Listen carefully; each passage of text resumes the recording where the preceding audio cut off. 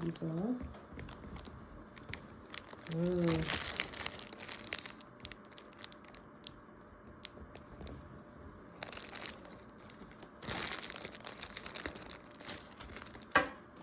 So, dito na tayo. Tikman na natin, guys. So, every year, bibili tata nito.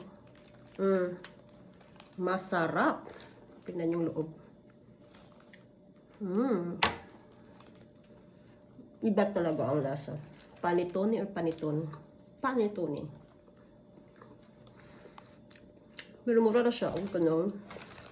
Mga typical na mga sa Swiss Cottage sa Metro. Sa Metro, Swiss Cottage. Yung mga humukon, nalimot kung sino pangalan.